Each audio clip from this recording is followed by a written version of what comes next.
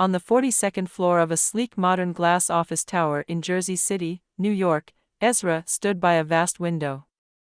It was December 25, 4 p.m., and she watched in quiet contemplation as snowflakes gently transformed the bustling financial district into a serene, silver-dusted landscape. Her desk was piled high with investment analysis reports for the fifth quarter, and her office walls were lined with numerous accolades. At 37, Ezra had carved a niche for herself as a distinguished senior analyst at her investment bank. Will everything go smoothly tomorrow? Ezra pondered aloud, her voice tinged with uncertainty, a rare departure from her usual confidence. It had been 12 years since her father's death, a period during which she had thrown herself into her work, achieving a commendable annual income of $290,000 and accumulating substantial savings. Her train of thought was interrupted by a notification on her smartphone. It was from her brother, Daniel, flaunting his latest extravagant purchase on Instagram, a new luxury watch, accompanied by the hashtag luxurious living. Ezra's frown deepened. Daniel had been recklessly spending their father's inheritance, seemingly oblivious to its finite nature.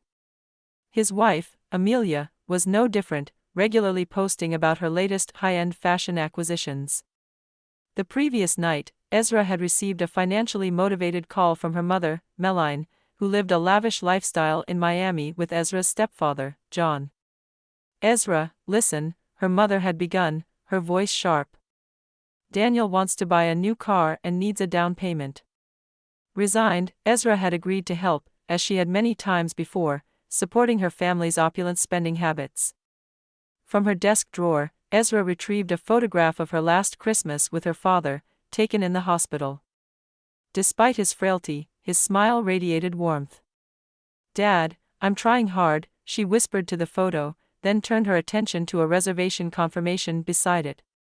She had booked 35 suites at the upscale Skytop Lodge in the Snow Mountain Village for $1,000 a night over the Christmas period, a total cost of about $115,000.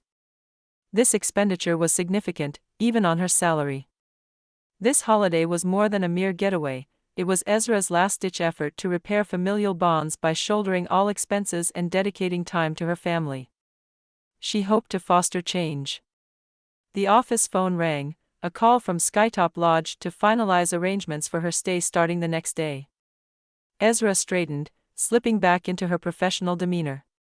"Yes, this is Ezra regarding tomorrow's arrangements." As she continued the conversation, Ezra's gaze drifted back to the wintry scene outside. The room held an air of mixed feelings, anticipation mingled with anxiety. On her bed, a Louis Vuitton suitcase lay half-packed, and a dark green cashmere sweater, set aside for the next day, lay neatly folded. While it wasn't a $22,000 sweater, its high-quality material and understated design mirrored Ezra's personal tastes and life philosophy. She pondered, is this the right outfit? As she prepared for what she hoped would be a turning point, holding the dark green sweater close to her chest, Ezra stood in front of the mirror, reflecting on her family's taste for luxury. Her sister-in-law, Amelia, always sported the latest designer brands, and her mother had developed a penchant for flashy attire to complement her husband John's opulent preferences. Amid these thoughts, the phone rang. On the other end was Gabriel, his voice always kind but today tinged with concern. "Is everything on track?" he asked. "Yes, mostly," Ezra replied, her voice revealing her fatigue. She had already provided the staff at Skytop Lodge, Gabriel's luxurious resort and one of many in his renowned hotel chain, with special instructions to call her immediately if any issues arose. "Thank you, Gabriel. I think it'll be okay. I believe this trip will make a difference," she said optimistically, as she moved toward the window, ending the call to enjoy a moment of solitude. Settling onto her living room sofa, Ezra's gaze fell upon a photograph on the coffee table, capturing the last moment with her father 12 years earlier. In the sterile white of a hospital room, her frail father had held her hand tightly and entrusted her with the care of their family. Inspired by his belief in her, Ezra had pursued her education with vigor, graduated with top honors, and climbed the financial career ladder to become a senior analyst at a prestigious investment bank, all by her early 30s. In stark contrast, Her brother Daniel had left college after their father's death and, under the indulgence of a stepfather, continued to drain the family inheritance. Together with Amelia, they enjoyed a life of luxury without contribution. Her smartphone buzzed with a message from Daniel: "You're picking me up tomorrow morning, right? Don't oversleep." His usual arrogance seeped through even in text. Ezra replied succinctly, "Of course," despite her reservations about using her own car. Daniel usually preferred premium taxi services and rarely drove. Glancing at the clock, which showed it was past 11 p.m., she realized the early morning ahead required her to finalize her packing. The anticipation of the day caused a slight quickening of her heartbeat. She looked at her father's photograph one last time, finding encouragement in his smile. "Tomorrow will surely go well," she whispered to herself as she headed to her bedroom, though she suspected it might be a long while before sleep claimed her, given the mix of anticipation and anxiety for the day ahead. Christmas Eve morning dawned with Jersey City blanketed in a silvery snow cape. The clock read 7 a.m., and Ezra woke up half an hour earlier than planned, a welcome head start. She inhaled deeply, mentally preparing herself for the day. "Today's the day," she murmured as she got out of bed. In her bathroom, Ezra applied her makeup meticulously. Around her neck, she clasped a single diamond necklace, a cherished keepsake from her father, adding a touch of elegance to her simple yet refined attire. She was ready to face whatever the day might bring, armed with the resilience and resolve her father had instilled in her. Ezra's simple yet refined attire mirrored her persona, confident from over 28 years of experience and quietly anxious about the day ahead. In her luxury apartment building's underground garage, which was unusually quiet this Christmas Eve morning, her black Mercedes-Benz gleamed under the artificial lights as she started the engine. The car's navigation system lit up, outlining her route for the day. Her first stop was the upscale apartment on the Upper East Side, where her mother, Meline, and stepfather, John, resided. Afterward, she would head to the newly purchased home of her brother Daniel and his wife, Amelia, in Queens. The city roads were clear but slippery with snow, requiring cautious driving. Upon reaching the Upper East Side, Meline was already outside, unmistakable in a flamboyant red coat and clutching a large Gucci bag. John silently slid into the back seat without a greeting. "Good morning, Ezra," Meline's voice chimed with a tone that felt more suited to addressing a chauffeur than her daughter. Next, they proceeded to Daniel and Amelia's place in Queens. The couple had moved to an affluent neighborhood, despite whispers of their dwindling inheritance. "Ezra, you're late," Daniel greeted her with his characteristic arrogance. Amelia, matching her husband's pomp, sported a brand new Gucci coat and bag, looking as though she had just stepped out of a luxury fashion advert. With the car full, Ezra carefully maneuvered out of Queens. Daniel occupied the passenger seat, engrossed in his smartphone, likely crafting another boastful social media update. The car's atmosphere was tense. Whispered exchanges between Meline and Amelia were the only breaks in an otherwise stifling silence. The drive to their destination took about 3 hours, during which the snow-covered peaks of the mountains gradually came into view. Their serene beauty slightly eased Ezra's tension. "There, you can see it now," Daniel suddenly declared as the grandiose structure of Skytop Lodge appeared amidst the snowy landscape. The lodge, an architectural gem styled after the Italian Renaissance, blended beautifully with the wintry surroundings. A giant, ornately decorated Christmas tree graced the front entrance, and festive illuminations sparkled vibrantly as luxury cars streamed in and affluent families alighted. Ezra pulled up to the entrance, and a uniformed bellboy approached as she parked, marking the beginning of a new chapter. Daniel's voice, devoid of warmth and unusually icy, cut through the silence. "You've worked hard to get us here," he said, smirking maliciously, a look Ezra had never seen on him before. Meline and John quickly averted their eyes, while Amelia offered a sly, small smile. Ezra turned to face the back seat, her intuition screaming that something was terribly wrong. Daniel's chilling words hung in the air, suggesting an unsettling turn of events. "The driver's job ends here. This hotel is for us," he declared, indicating a plan Ezra had not been privy to. The sense of betrayal was palpable as she realized this holiday gathering might not be the family reunion she had hoped for. In the chilling interior of the car, Daniel's declaration that the real family only belonged here left Ezra stunned. The atmosphere seemed to drop in temperature, reflecting the sudden coldness of her brother's betrayal. "What do you mean?" Ezra asked, her voice quivering slightly despite her effort to remain composed. "I made the reservations," Daniel sneered with a dismissive air. "They've already been changed to just our names." Her mother, Meline, appeared troubled yet remained silent, while her stepfather, John, continued to gaze out the window, indifferent. Amelia couldn't conceal her malicious grin, relishing the unfolding drama. One by one, everyone except Ezra exited the car, leaving her isolated as Daniel directed the bellboy to handle their luggage. With shaking hands that she fought to control, Ezra pulled out her smartphone and dialed Gabriel, the owner of the lodge. After a few rings, his calm voice greeted her. "Hello, Ezra." "Gabriel, cancel the reservations," Ezra stated, her voice surprisingly steady. "All of them, please." There was a brief pause on the line before Gabriel, understanding the gravity of her request, replied, "Understood. I'll arrange it right away." As this conversation took place, a staff member in a stark black uniform approached from the front desk. His figure contrasted sharply against the white snow. From inside the car, Ezra watched as the lodge employee informed her family that they could not find their reservation. Daniel's confident smirk disappeared, replaced by confusion. Meline began frantically searching through her purse, while John finally turned to face the front, the reality of the situation dawning on him. "There must be some mistake," Meline muttered anxiously. Ezra slowly rolled down her window, her calm demeanor belying the turmoil she felt inside. "It's no mistake," she said clearly. "All reservations have been cancelled. Goodbye." "Wait!" Daniel called out desperately, his voice laced with panic. "It's just a joke, you know that, right?" But Ezra had already started the engine and gripped the steering wheel firmly. Through the rearview mirror, she saw her family standing bewildered in the snow, Amelia's expensive boots sinking deeper into the white powder as Ezra drove away. Meline's voice faded into the wind, calling out her name in vain.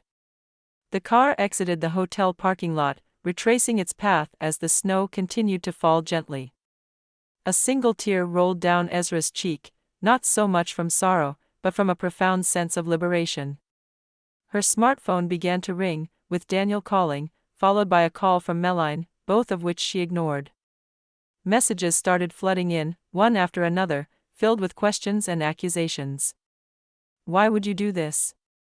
It's Christmas Eve. You've embarrassed us. Will you refund the accommodation costs?" Ezra let out a small, incredulous laugh at the last message. In the end, it was clear their interest lay in money, not in love or familial bonds, just calculations and pretenses. As she drove down the mountain heading back towards the city, Ezra felt a weight lifting off her shoulders. Her resolve strengthened with each mile. She was finally free from the expectations and manipulations of those who were supposed to be her closest kin. Choosing not to return to her apartment, Ezra instead directed her car towards Gabriel's penthouse. There was a refreshing clarity, and her gaze reflected in the rearview mirror.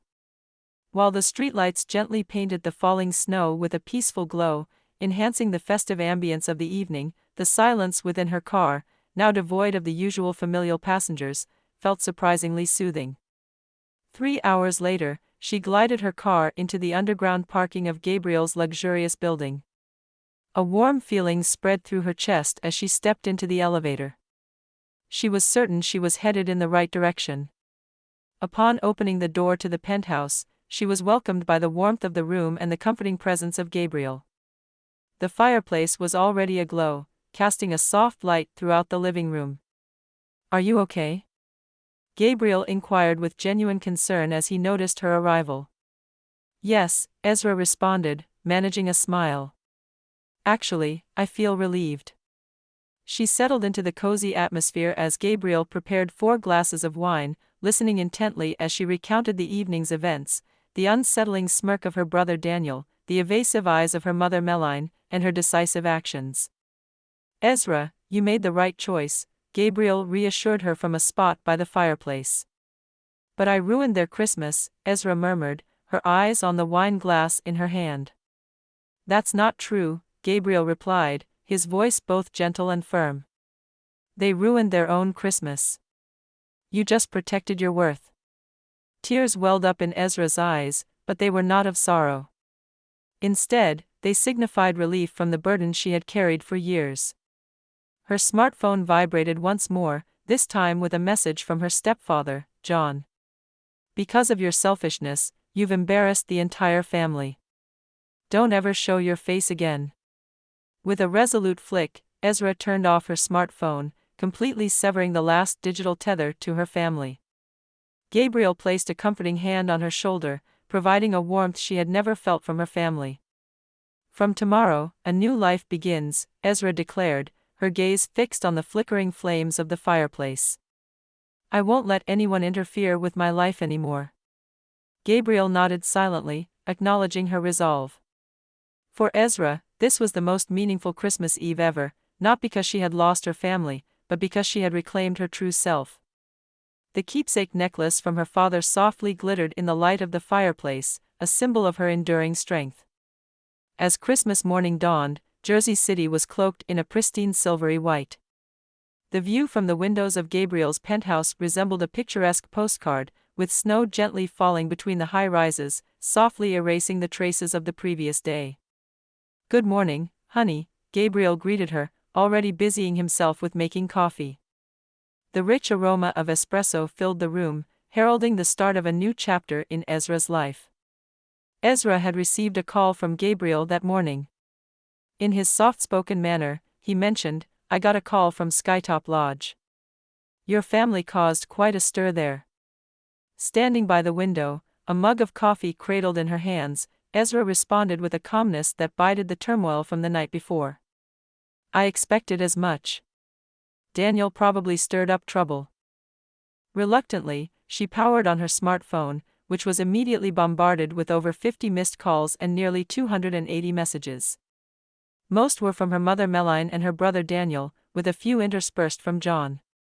The messages were filled with accusations and demands. "Ezra, do you think this is acceptable? You've made us a laughing stock in the lobby of a luxury hotel. And I'll never forget it. How dare you treat us this way? What about tonight?" The last message from her mother pressed for a discussion about money. "We need to talk about money. Call me immediately." With a deep sigh, Ezra set the phone down. Gabriel came up behind her, enveloping her in a comforting hug. His presence brought a reassuring warmth. "I've made up my mind," Ezra declared, her voice resolute, as she turned to meet Gabriel's gaze directly. "I'm cutting off all ties with them." Gabriel's expression showed support, though he asked gently, "Are you sure about this? After all, they are your family." "No, they aren't," Ezra replied firmly. "A real family understands and supports each other. They were just strangers obsessed with money." The two moved to the breakfast table, where Gabriel had prepared a simple but heartfelt meal of croissants and scrambled eggs. This, Ezra realized, was the true happiness she had been seeking. "I have a proposal for you," Gabriel said, his eyes earnest. "Why don't we live together?" The suggestion, coming as gentle snowflakes dusted the world outside the window, left Ezra momentarily speechless. "Let's start a new life here together," he added, his words bringing tears of joy to her eyes. Tears for the freedom from false familial burdens and the beginning of a new, true family. "Yes," Ezra smiled, feeling a profound sense of peace. "That sounds wonderful, Gabriel." Just then, her smartphone rang again. The screen displayed "Mom," but Ezra no longer hesitated. She picked up the phone and methodically blocked her mother's number, followed by those of Daniel and John. "I've taken a new step," she said, her expression clear and bright. Gabriel smiled warmly in response. In mid-January, a severe cold wave swept through Jersey City. From her office window, the cityscape seemed to shiver under the icy north wind. "Miss Ezra," there's a visitor for you in the lobby, her secretary's voice announced through the intercom. Mrs. Meline Brown is here. Ezra's hands paused above the keyboard. It was the first time she'd heard her mother's name since that fateful Christmas Eve. Understood. I'll be right there, she replied, her voice trembling slightly as she walked to the high-rise building's first-floor lobby. The echo of her high heels on the marble floor matched the steady beat of her heart. She braced herself for the reunion, curious and cautious about the state in which she would find her mother. Seated on the visitor's sofa, Meline was noticeably absent from her usual flashy attire, wearing a simple gray coat and subdued makeup that highlighted her fatigue. Ezra's mother appeared markedly less imposing than she had in the past. Her voice, stripped of its former arrogance, barely carried as she asked, "May I come in?" Ezra nodded silently. 2 of 2.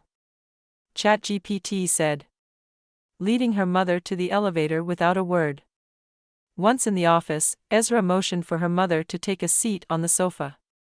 In the reception area, outside light snowflakes began to whirl in the chilly air, painting a serene yet somber scene. "I came here because I needed to talk," her mother started, her voice low. Sitting across from Ezra, with a cup of coffee between them, she added, "We've reached a limit." The news was exactly what Ezra had anticipated. The lavish lifestyle funded by her father's dwindling inheritance had finally caught up with them. Her stepfather's real estate investments had flopped, plunging them into debt. Daniel was struggling to keep up with payments for his new car and was behind on rent. "We need help," her mother's voice quivered. "Mom, is this about money?" Ezra asked, her tone calm yet firm. "Yes," her mother admitted hesitantly, outlining the need for monthly living expenses and Daniel's car loan. "Mom, that's enough," Ezra cut her off. "I'm no longer the family bank. I've chosen to live my own life." Her mother's face fell, a stark contrast to the clear resolve shining in Ezra's eyes. "But we're family," Meline pleaded. Ezra asked quietly, reflecting on past hurts, "What does real family mean anyway? During Christmas, you all treated me like a chauffeur. You said nothing when Daniel gave me that spiteful smile. Is that family?" The room fell into a heavy silence. "Listen, Ezra," her mother began tearfully, "I truly regret what happened that day, but right now, I'm really in trouble. I need your help." Ezra slowly stood and walked to the window, her gaze settling on the building her father had once managed, a symbol of her past. Without turning around, she said, "Mom, go home, and don't come back again. My life is mine now. Goodbye." Her mother lingered, seemingly wanting to say more, but ultimately, she stood and left in silence. The sound of the closing door echoed through the room. Ezra sighed deeply as she returned to her desk, feeling the weight of the finality of her decision. She stared out at the snow, now settling quietly on the city, covering the scars of yesterday, allowing her a moment of peace as she contemplated her new independent path forward. As Ezra fingered her father's keepsake necklace, a weight inside her chest seemed to lift slightly. It was spring now, and the view from Gabriel's penthouse revealed a Jersey City transformed. The park below was a vibrant tapestry of blossoming trees bursting with color. Holding her morning coffee, Ezra stood by the window, soaking in the scene. "What are you thinking about?" Gabriel's voice came from behind her, soft and curious. "Just a lot of things," Ezra replied, turning to give him a warm smile. "In these 5 months, my life has changed so much." Indeed, the changes had been profound. She had announced her engagement to Gabriel, and her career had taken a significant leap forward. She was now the head of her department at the investment bank, leading a new project team where her skills were fully recognized and appreciated. Contact with her mother and Daniel had ceased, and Daniel's typically ostentatious social media presence had vanished. She later learned through a colleague that they had downscaled from their luxury apartment to a more modest one, adopting a simpler lifestyle. "Any regrets?" Gabriel asked as he joined her by the window. His gaze was also drawn to the cherry blossoms outside. "None at all," Ezra responded firmly, once again touching the necklace, a symbol of her father's enduring influence and her new direction. She mused to herself that true family isn't necessarily defined by blood relations, it's about understanding and supporting each other. That evening, at a chic restaurant where she and Gabriel had first met, he had more good news. "We're going to expand with a new hotel chain on the West Coast," Gabriel shared enthusiastically, his eyes shining with the prospect. "And I want you involved as an investment advisor." Ezra nodded without hesitation. Her work and personal life were harmonizing into a perfect balance. She felt a profound sense of a new beginning brewing for them both. "To our lives," Ezra raised her glass, toasting to their future together. "Our lives," Gabriel echoed, clinking his glass against hers. The sound seemed to chime like the opening notes of a new chapter. The evening buzzed with potential, reflecting the perfect alignment of their personal and professional dreams, setting the stage for a future filled with shared successes and mutual support.